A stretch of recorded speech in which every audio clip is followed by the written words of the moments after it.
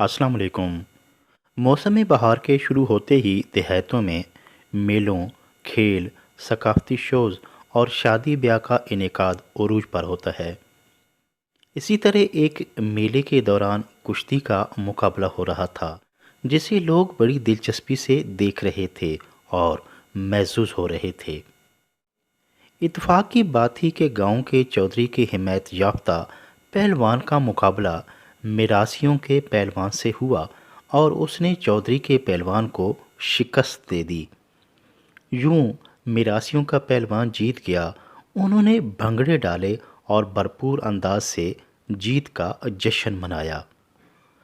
चौधरी को इस शिकस्त से बड़ी हजीमत उठाना पड़ी और वो सर झुकाए वहां से रवाना हो गया।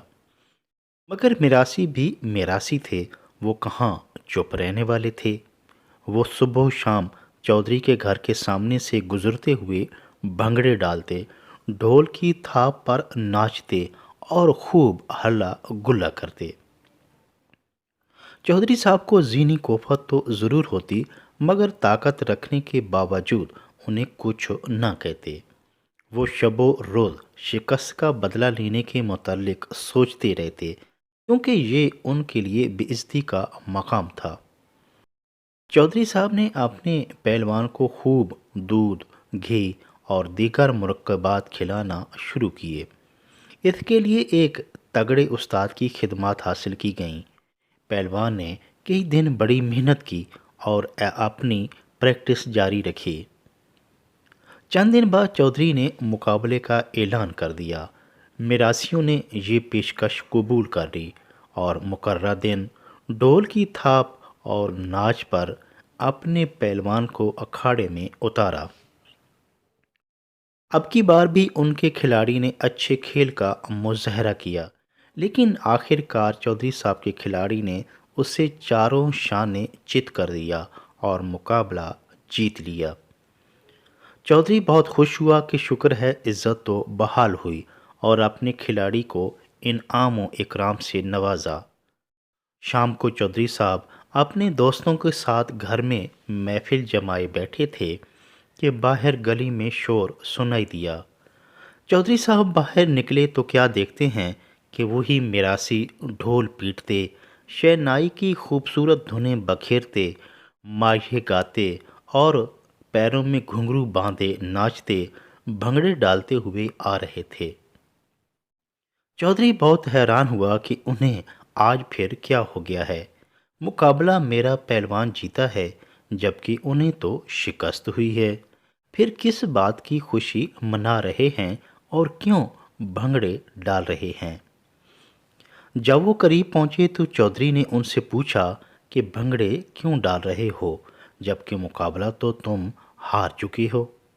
मिरासियों ने ढोल बजाना और नाचना बंद कर दिया। चौधरी को झुककर सलाम किया और उसकी खिदमत में आदाब बजा लाए।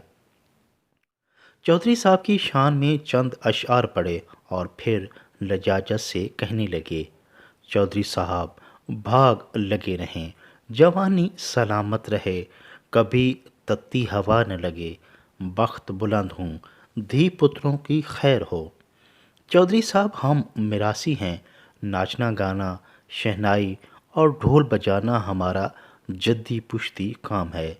बस हम तो अपना ख़ानदानी काम कर रहे हैं, हमें जीत या हार से क्या गर्ज। चौधरी साहब ये सुनकर बहुत हैरान हुए। बेख्तियार उनका हाथ जेब की तरफ बढ़ गया। 1,000 का नवा निकोर नोट उन्हें थमा दिया, जिसके बदले मिरासियों ने मनों के हिसाब से चौधरी साहब को दुआएं दी। फिर ढोल बजाते और भंगड़े डालते हुए आगे बढ़ गए। चौधरी साहब उन्हें देर तक जाता देखते रहे और ढोल बाजे की आवाज़ से महसूस होते रहे। चौधरी साहब मुस्कुराते हुए हवेली में दाखिल हो गए। वो मिरासी कमज़ात होकर भी चौधरी साहब को ज़िंदगी का एक बहुत बड़ा सबक सिखा गए कि ज़िंदगी में मुश्किल लम्हात आते रहते हैं। उन्हें परेशान होने की बजाय खंदा पेशानी और खुश दिली से गुजारना चाहिए। अपने काम और फ़न से इतना गहरा लगाव रखो कि दुनिया भी حیران رہ جائے۔